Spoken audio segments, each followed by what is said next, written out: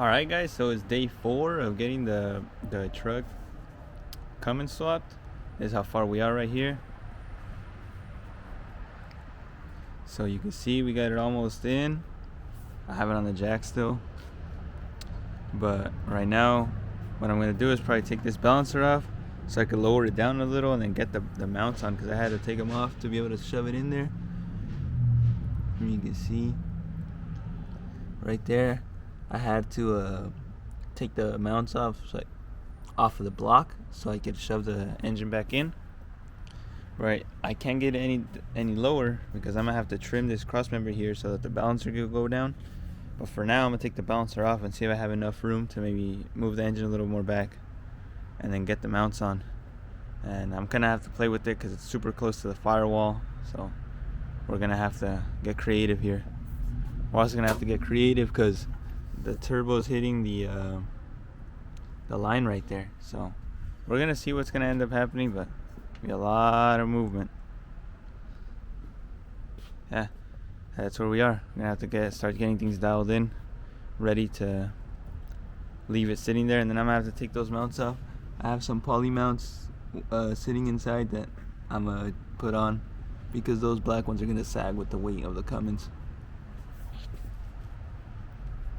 Those are just natural rubber, but yeah, I mean, we're pretty far along. The engine's basically in there. I mean, we kind of see it's gonna fit now, so it's a little more relief. Now we just need to get it situated in the right spot. Get ready to rip.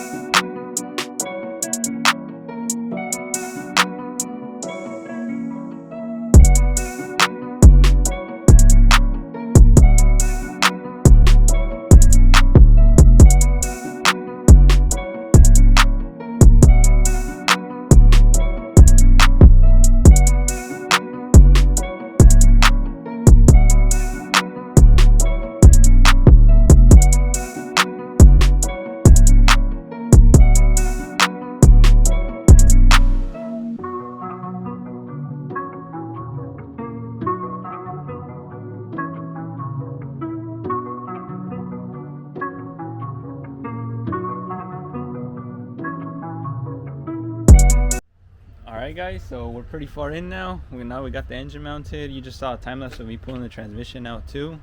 Let me show you what we're doing up here in the front. So right here, we got the AC lines. We're starting to see they are gonna fit. They got like 135 degree. Oh, the light. My bad. We got like 135 degree fittings on here, but because the other one, these ports were facing up. They're facing like going up, but now they're facing back on the first gen compressor. But I mean, it should still work.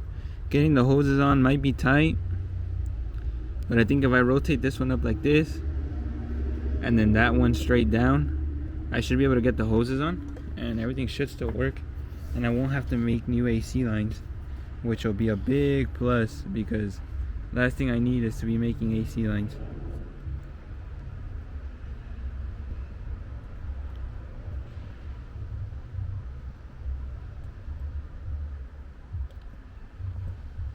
Alright, there you go. We're messing with the zoom now. My bad.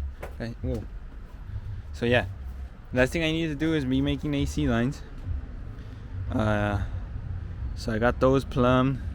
The exhaust looks like it might be a little bit of an issue here, just because it's so close to the lines, but I don't know, maybe a first gen downpipe will clear.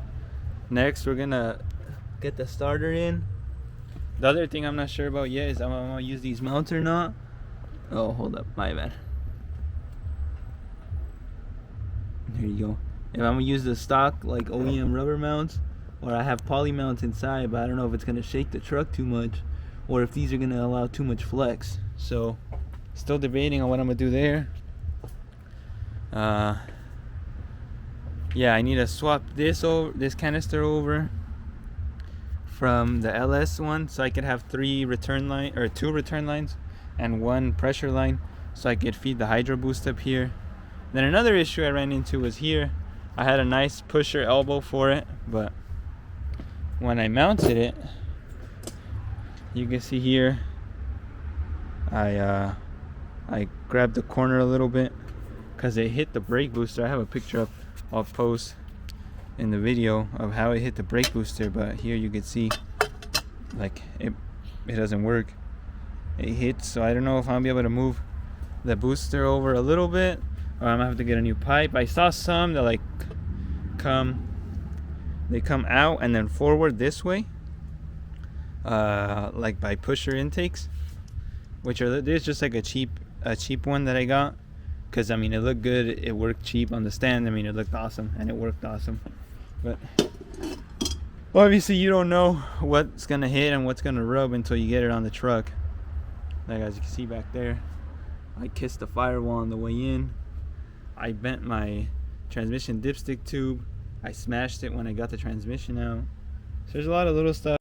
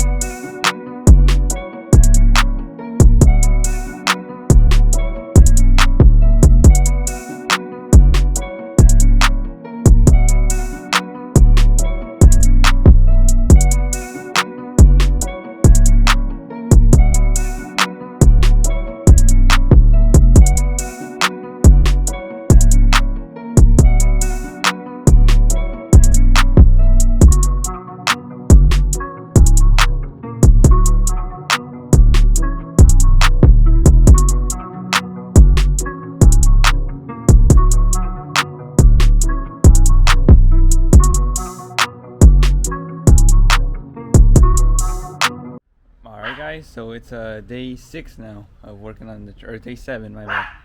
Basically the third week, or my third weekend. You hear the dog barking in the background, my bad. So I don't know how much of this I showed you guys, but the engine's mounted now. I think we had already gone through that, but now I got the support bracket on the V pump, got it painted, and I got it supporting the pump. You see it down there. I got the power steering pump mounted finally properly, so I got all the hoses to it routed for the hydro boost. And for the steering, you can see down here how it ended up looking right there. The fitting that goes in the back of it, I had a notch you can see right there, I had to notch the motor mount because the line right there was hitting. You can see it right there. And then so I got the power steering box hooked up this time. I got the air dog on already, which is a lift pump from the tank. You can see it right here. I got it mounted on the frame, so that's how it's mounted. It just sandwiches. It's a sandwich plate for the frame that holds it on there. Got the line the engine ran already. I thought it went. All right, guys. So it's the first week of October. We made some pretty good progress here now. You can see, I'll flip it around. I got the clutch fan on. I started mocking up the core support. You can see down there.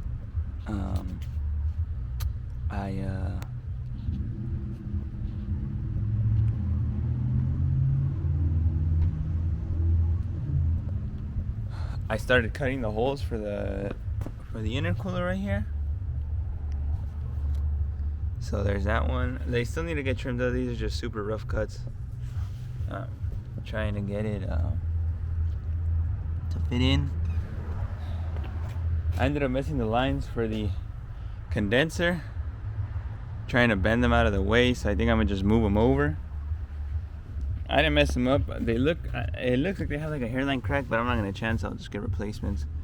So they went here. I'm gonna move that hole over here. That way you can go right here, and then that should be enough. Instead of having to try to bend them out and then back this way. That's how I messed them up. Right now, trying to get the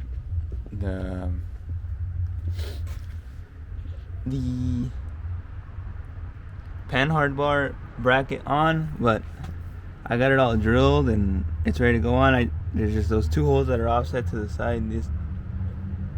That one right there, and that one right there that I need to weld back up. Those are wrong. And then I'll probably weld these 2 smaller holes, which were for the old bump stop bracket. I'm gonna weld those shut right now because I was just gonna leave it like that, even though I messed up those 2 holes. But with this much weight up here, I'm gonna try to give the frame as much strength as I can. So I'm gonna weld up those 4 holes right now, or I'm gonna see if I can weld them up, because I don't have a big enough extension cord to run power from the house over there all the way over here. So alright, so it's the day after the last video you guys just saw. I've been friggin' putting in work, but you can't really tell because it's a bunch of little stuff. But we've got actually quite a bit of stuff done. We have the intercooler mounted now. For the most part, I still have to get some rubber isolators in between the mounts. And then this side right here, there's some quick brackets I fabbed up. I still gotta clean them up and paint them. I boxed the core support back in underneath because I had cut out a big chunk. So I did that on that side, and then this on this side, and then I'll build from here a mount out so I can put it here with another rubber isolator. But the intercooler is floating, so it's not touching anything anymore. Then I fabbed up. I just drilled a new hole here on the old mount, and then same thing here, new one there, and use this bracket up here. I already had this. I had a transcooler hanging off of this, so now I'll probably put the transcooler here like the second gen Dodges. So yeah, here's the other mount. Still need to clean that up too. But yeah, I just basically did flat stock.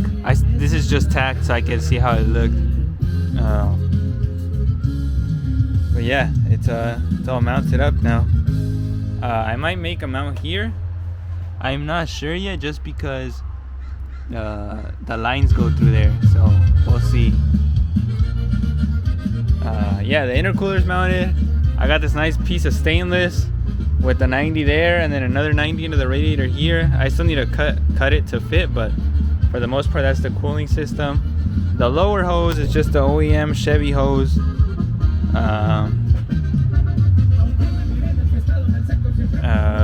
Let's see what else. Oh,